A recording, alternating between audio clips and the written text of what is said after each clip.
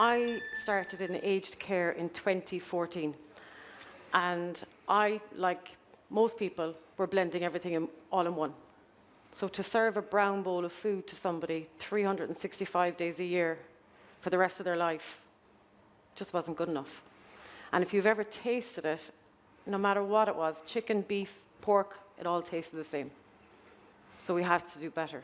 And that's where the nerd came back out in me, and I started going in and asking questions. I annoyed so many people in Australia, America, England, everywhere, just to find out how to do it better. We just need to do better. Okay, thank you. So this session is going to be a small whistle-stop tour about dysphagia food. Obviously, we won't be able to do everything.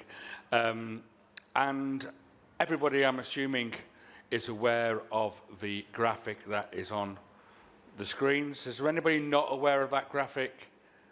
Are you all sick of looking at it? We're all experts on that graphic, aren't we?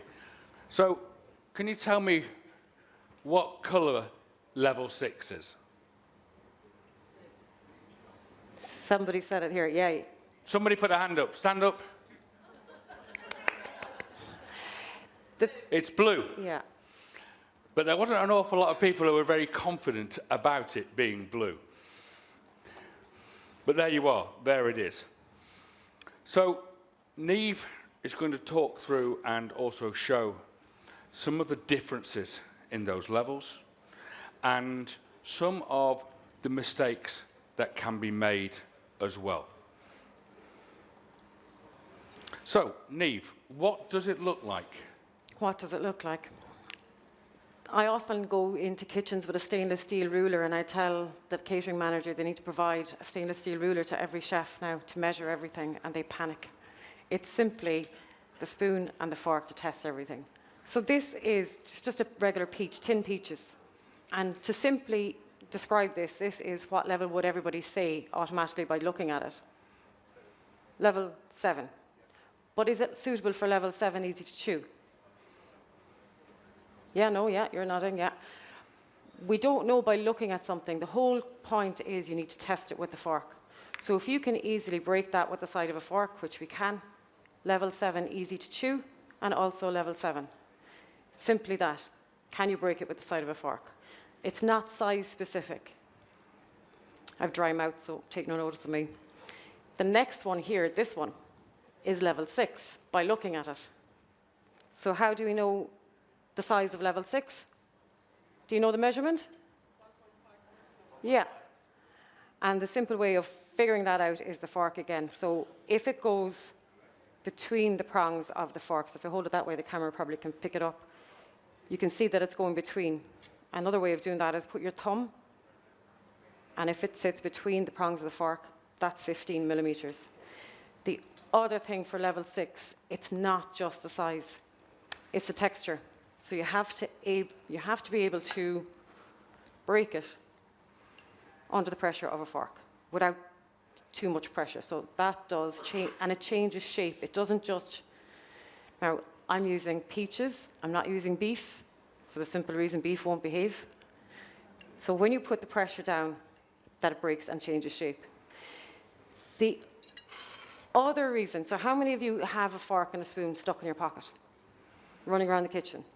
Well, fair play if you do. Most chefs, I go into kitchens and they don't have them. They have to go running out to the dining room looking for the spoon and the fork. This pressure test is actually mimicking the pressure of the tongue in the mouth.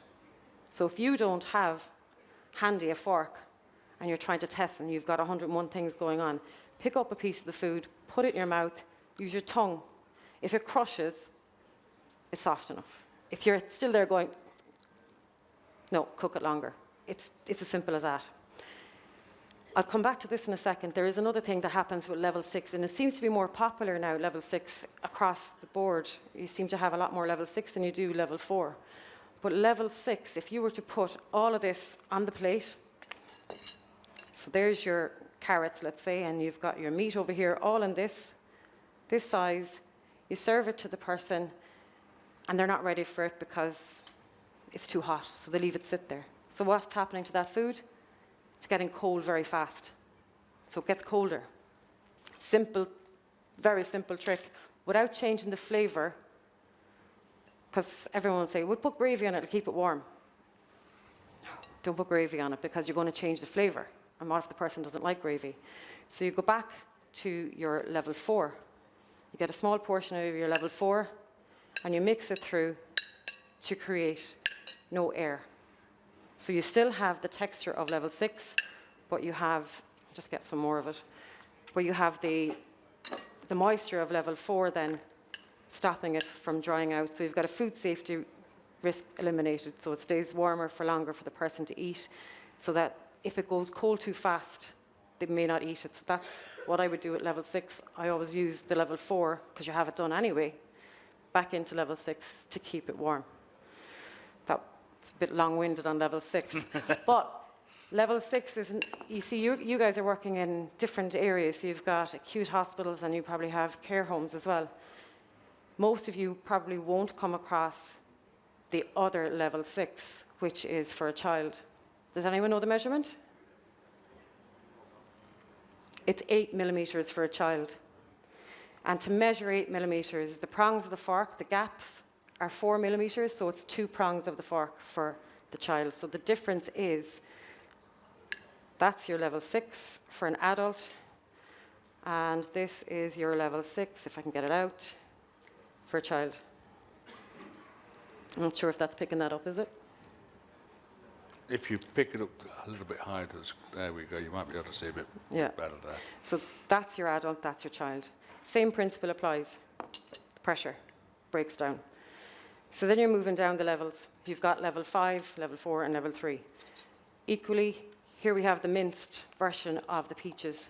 Level 5 is minced and moist. So it's not just size specific. So we have to find out, does this go through the prongs of the fork? And yes, it does.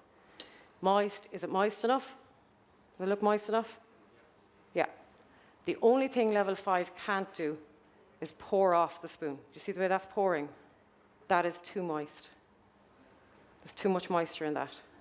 What you want level 5 to do is come off in it one dollop. Very technical terms. Like that. And you have a clean spoon. Okay?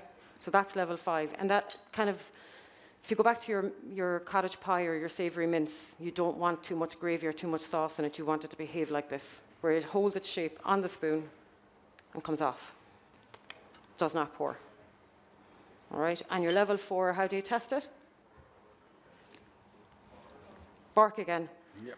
So you can run, you can see there's lines forming there, furrows. Holds its shape and has a tail. But again, there's a spoon test, and not the paper spoons or the timber spoons, because they will stick. So just get a metal spoon and tip it to the side. It comes off. That's your level 4.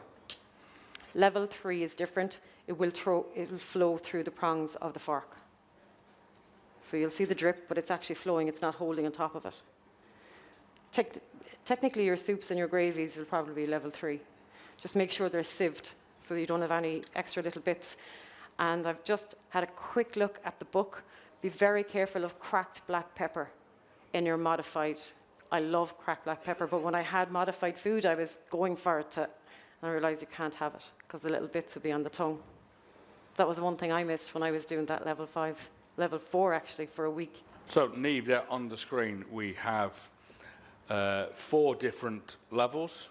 What do we have there? What is being shown on the screen? So it's a bit, I can cook, I swear, but I didn't cook any of that. It's an assembly, and I didn't cook any of this either. So a bit of a, we're winging it. So it's basically prawn salad, prawns, smoked salmon, avocado, and you'll say, we have the budget for that in our kitchens. But it was Christmas time, so we wanted to do something that everybody could have, and I chose a salad because I could do it in advance. So I did it the day before. Simply the lettuce, the avocado, the smoked salmon, and the prawns, that was fine for level 7. Level 6, you just chop it down. There was no real need to go piping a prawn because visually it looks okay, but everybody got the same meal. You have, On the right, where you've level 4 and level 5, the difference there is I use spinach to keep the lettuce green and a bit of cream cheese to hold it together. And it literally went into a scone cutter because I had no rings. It wasn't a big establishment. I had 50 residents. Of the 50 residents, 30 were on modified food. And I was on my own, so I had to plan in advance. A lot of this is simple, but planning is the most important thing I would say to you. And isn't tomato skin dangerous? Yes, 100%. And again, I didn't have the time to go skinning tomatoes and de-seeding them, so I used the tinned roasted red peppers. No skins on, they were soft enough, and just modified them. Work smarter, not harder. So it's about using what you can and thinking in advance. Yeah. So what do we have on the screen that we have here? So there's 2 dishes, and these came back after somebody had eaten their meal. So this was actual food waste. And why does food waste? Because they've been cooked incorrectly. Is that the problem with those? No, not at all. They were inappropriate for the level. So they weren't cooked poorly. Red cabbage, again, wasn't ideal for somebody on level 7, easy to chew because you couldn't cut it easily with the side of a fork. Sweet corn, because of the husk, dangerous again. The pork chop, I'd struggle to cut a pork chop with a fork and knife, let alone with a fork. So that was inappropriate. The puree, person didn't like gravy and they got gravy over everything. So the actual components on the plate were the correct consistency, but somebody then at ward level took gravy and put it all over the dinner. So that was waste. So nutrition only counts if it's actually consumed. It doesn't matter what it says.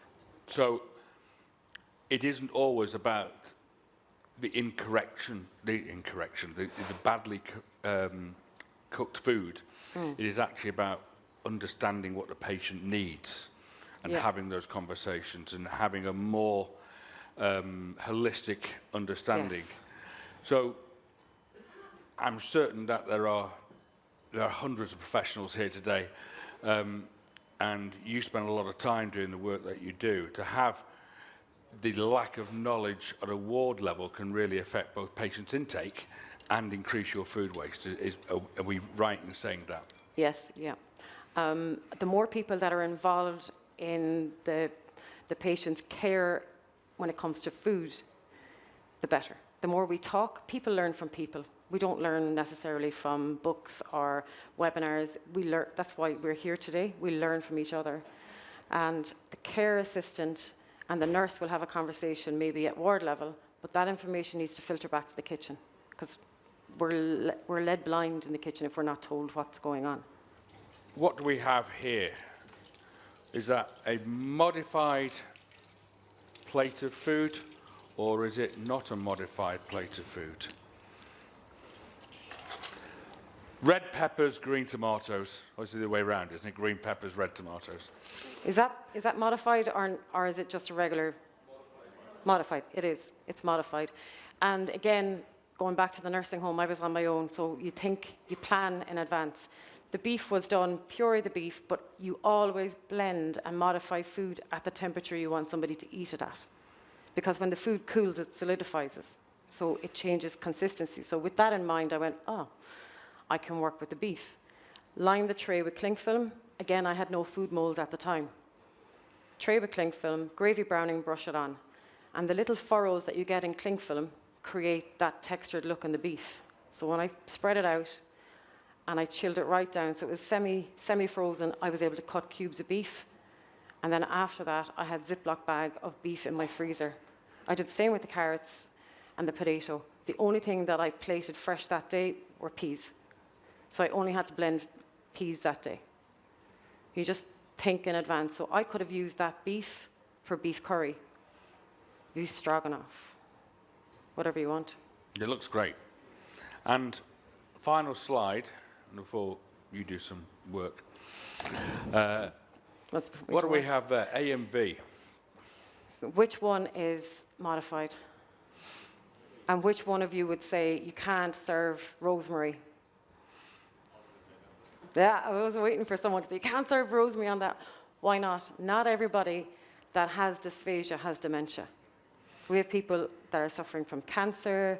We have people with stroke. Just because they have dysphagia. I know it's different in an acute hospital. You wouldn't be going around garnishing every plate. It just wouldn't happen. But I just wanted to see, would people know the difference and why? So that was my lamb shank dinger, and I decided, yeah, okay, let's see if we can modify it. And we did. We cooled the meat down, reshaped it back around the bone after I scrubbed the bone clean, and just reheated it. So it can be done. The only limitation is your imagination. You have to think about what way you want the final dish, and you have to work backwards to try and get there. Perfect, right. What have we got else? So what are we going to do? You want me to work? Yes, come on, you tell, what have we got on screen here? Oh, yes, yeah. So we've got this lovely blender that I don't know how to use, so hopefully someone's going to tell me or come up and show me. Ah, figured it out. Spot the blonde in the room. So, we cooked these carrots in this. Has anyone ever seen one of these? Because I haven't. A fast steamer. Oh my God, it's a pressure steamer. These carrots were cooked in 4.5 minutes. And when I say cooked, they're squishable cooked. There's no moisture at all on them. Now we're going to just blend them. And the reason I want to show you the difference, so we've done the texture, so we don't need to go through it again. But what I want to show you is the amount of commercial thickener. Do we use commercial thickener or don't we? And why? Why do we add commercial thickener to food? Well, we don't thicken food. And you kind of go, what? Why don't we thicken food? Because we get the food to the right consistency first. The only reason we add a thickener, and they're all the same, they all do the same thing, is to stop the water from moving. So can you see these carrots here? On this one? Yeah? So if you can see this one in the middle, can you see the water at the edge? I don't know where the camera is. Is that it? Oh, closer to me, sorry. Over my head, he's going to spill it on top of me now. Can you see the water at the edges of the carrot? Yeah? So that carrot, if you look at it, is actually level 4. Let me just get it proper. See the way it has the mound above the fork and a tail below? That's level 4. The only reason we add thickener to this is to stop the water from moving that you just seen. So we'll just test it with the spoon as well. Okay? So that's level 4, but no thickener. This one has thickener in it, and you can't see any liquid moving at all in that. Again, there's your lines, and there's your tail. So the mound above and the tail below. And just to prove that it behaves with the spoon as well, comes off the spoon. So that is with correct amount of thickener. This one, this lovely one here. So I'm going to test it for IDSI. There's your lines. It's plugged in. See the tail and the mound? It's behaving correct to IDSI, according to IDSI. The difference between this one, and Tim is lucky he's not standing beside me, is this won't come out. I was going to do that, but you're over there, you're fine. Okay. That won't come out. And if that goes into somebody's mouth, it could potentially block their airway. So if we use too much thickener in food, it's way too dangerous. You can see it clearly past that IDSI test, but you can test it. I'll leave it here and you can test it later yourselves. But it's really dangerous. Now, it still comes off the spoon. So just be very careful of the amount of stuff that you're using. So it's in here. Press, PhD, press here dummy. Oh.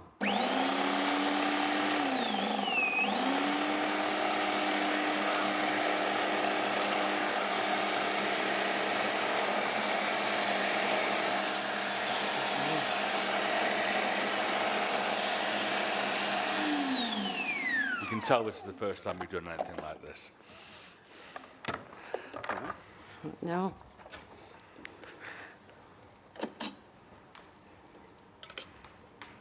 So that's minced and moist. Do you see the colour of the carrot? Fresh carrot, and that's from that steamer. It's unreal. So I need it to be puree. Because that was in that high pressure steamer, it's holding less liquid. So if you were to boil a carrot, it's going to be a lot more liquid in your carrot originally. Blend away.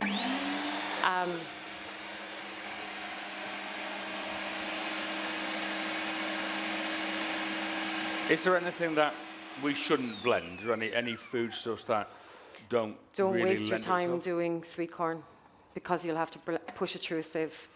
Try not to use celery, not because it's an allergen, it's because it's stringy. I would use celeriac instead for that. Is it gone? Too many chefs. We can't blend a carrot. Should have got a No, Thermomix it needs instead, to shouldn't be. we? Yeah. Don't worry. Don't worry. No, yeah. I'll use this amount and we can show it. But because that is cooked in a high pressure steamer, there is no liquid in it. So technically to get that to the right consistency, we actually need to add a tiny drop of water. But blend hot. Why do we blend hot. hot? Why blend hot? Why not just chill everything down and then blend it afterwards? Because, so this beef casserole that we have here, it's cold. If I blended that cold now and got the correct consistency cold, when I reheat it, it'll turn into a puddle. Temperature matters in such a way that you always blend it hot or at the temperature you want somebody to eat it at. So this is the carrot I'm going to add some thickener to. So this has nothing. That's just carrot. That's just pure carrot. So how much thickener would you add to that? Now, Well, depend on what level we want, I suppose. Again, yeah, so level 4 carrot. Most kitchens don't have the scoop in the kitchen, in the tin, because they add like this. All right? Anybody do that here? We've all done it. You're all going to say, I don't do that. We've all done it. So how much thickener do we use for that? You literally add it like salt. You only need to sprinkle it because we don't want to thicken it. It's the correct consistency. We literally just want to stop that water from moving. So what I would say to you is when you go back to your kitchens, please try, taste your food, taste that's over thickened, taste it with no thickener and taste it with the correct amount of thickener. You will actually not taste carrot because xanthan gum, and most of these thickeners have gums in them, flavour actually depends on liquid and movement of moisture in your mouth, and the xanthan gum stops the liquid from moving. So you actually won't taste that. If you can't taste it, it's not going to be eaten, it's going to go in the bin. And you've only got bulk. And so the patient isn't getting any nutrition at all. None. Because we are preventing them from tasting food. Okay. Yeah, so taste matters. So taste absolutely everything you're cooking, which you probably do, but taste it after you modify it. How many of you taste your modified foods? How many of you have eaten a full plate of modified food? Excellent. Good. I challenge every one of you here to sit down and eat a full plate of modified food right now. Not today. There's one for everyone in the audience. By the way, your lunch is all blended. But try it and understand, because I think we'll understand a bit more when we try them. So we've got this beef casserole here. Would you just throw all that in and Yeah, good just throw point. Bring it back. will we just throw it all in and just blend it all in one go? So you could, but you'll end up with soup. Okay. Because in this beef casserole, we have beef, we have carrots, we have onions, there's probably something else in there. But if we do that, it'll end up as soup. So what I do is I would even pull all the beef to one side, blend that, and then if you need extra sauce in, put it in little by little. So you don't all add the whole thing at once, because again, the vegetables hold their own water, so they're going to put more moisture back into it. So I think that a lot of people, not necessarily in this room, think that blending food and preparing dysphagia food is not a skilled job. It's effectively get a blender, stick it, done, gone. But the technicalities and techniques for ensuring patient safety and nutrition are quite extensive, aren't they? They can be very technical, yeah. Are there anywhere, you know, are we the leaders in the world around dysphagia food in the country? Googled the living life out of dysphagia, and it brought me to Australia.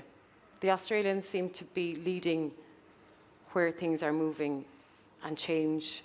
They're quite good on textures and presentation. Now, we can all do better, but that's where it led me. Here in the UK as well, equally as good. And the rest of the world needs to catch up. Okay.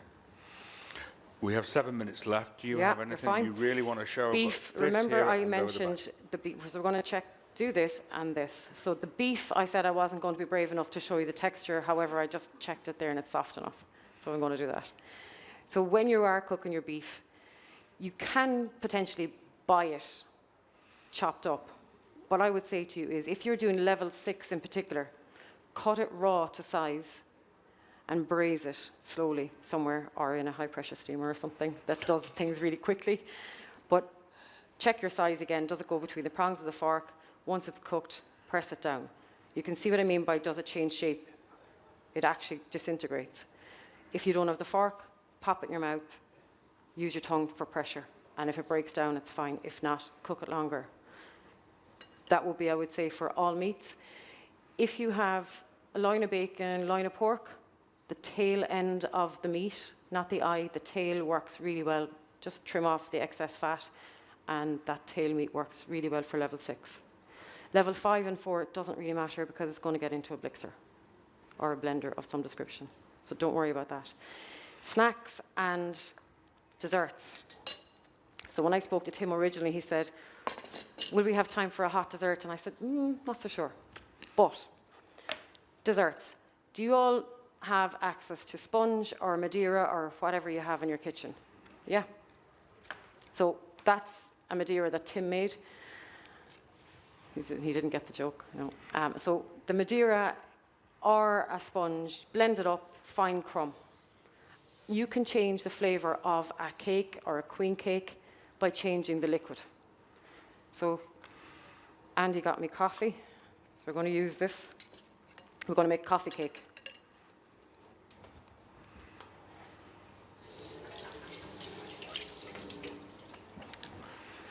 I didn't know we were doing this.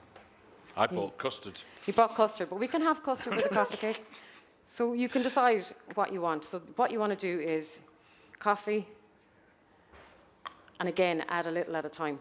So you can see all of the liquid is kind of in there, but there's excess. So what do? Do we add thickener?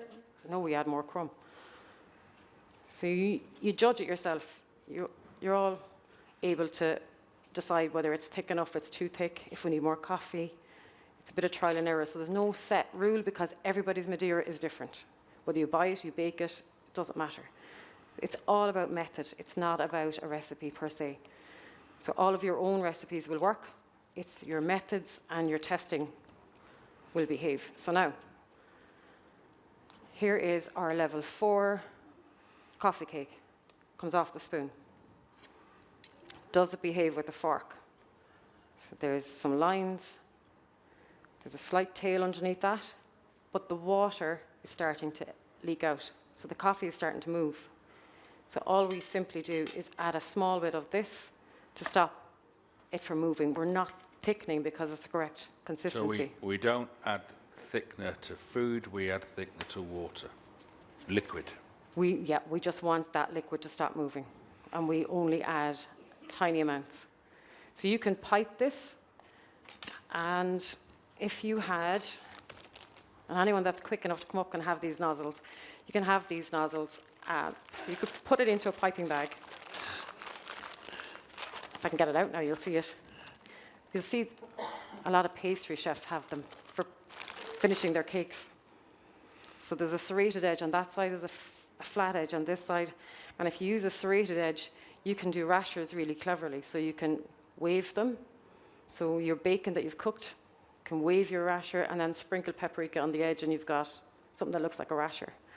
I use the flat edge for cake, and you just pipe the meat. You can pipe it around a semicircle and another round, and you'll get a layer of meat. So this needs a tiny bit of the thickener and just mix it up. And then it's safe to pipe. You can put it in the fridge. You can even get, if you don't have piping nozzles and piping bags, get an ice cream scoop, potato scoop, just scoop it on, and then it looks like it's in a ramekin and it looks like a queen cake.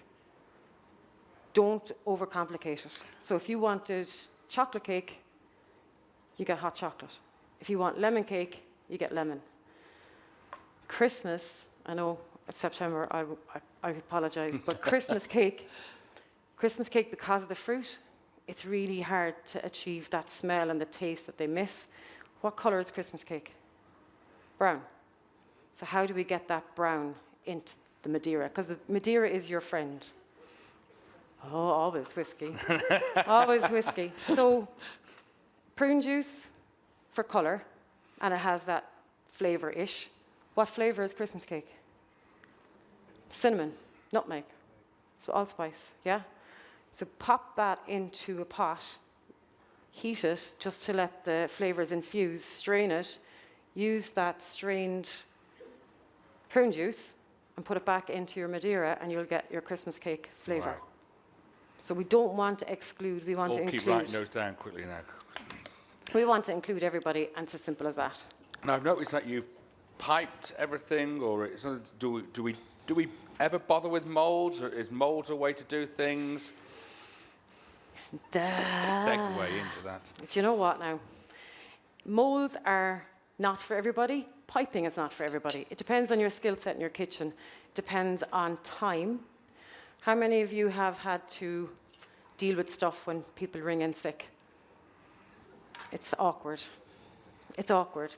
So for me, again, on my own in the kitchen, I found these helped, but I like using both. So I like using these because you blend your food hot, put them in, they have a silicone lid. So I go to the freezer then and I pop this out, and I have them in Ziploc bags. So I don't have my freezer full of these, I have them in Ziploc bags. So these then I have in stock and I can use it for anything. But I used to keep the beef, pure beef flavour, the chicken, pure chicken flavour, and I could use these guys for any dish. So if I have plain chicken, I can use it with mushroom sauce. I can use it with curry sauce or just gravy. So your sauce changes the dish. You can have them in different shapes. And that one is green beans. You can get peas. You can get whatever. What do they look like on a plate? Do they look any different on a plate? They look lovely on these blue plates, actually, Tim. Is it by magic? By magic. It just means that you pop them frozen. They can be reheated from frozen. Equally, you can defrost them in the fridge. You must keep them covered if you're heating them. So a plate cover that doesn't have a hole, or if it does have a hole, make sure that the whole thing is cling filmed and into your oven. Dry heat works better to reheat. And I think everybody would agree that on a blue plate like that, the colours sing straight out. So you don't need. Which camera are we on? Shall I come to here? Oh no, we are on there now. There we go.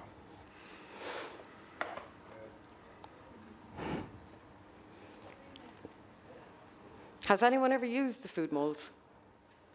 Do you like them? Yeah, they help. But you could have all of your veg frozen and you could pipe your meat fresh. So you've got your high risk fresh on the day and your veg is in the freezer. So you have a bank of vegetables and you can pick and choose to the person's likes and dislikes as well. For that reason, it helps. That is all we have time for. As you could see, I put an awful lot of time and effort into that presentation. So can we please give a big round of applause to Niamh Condon.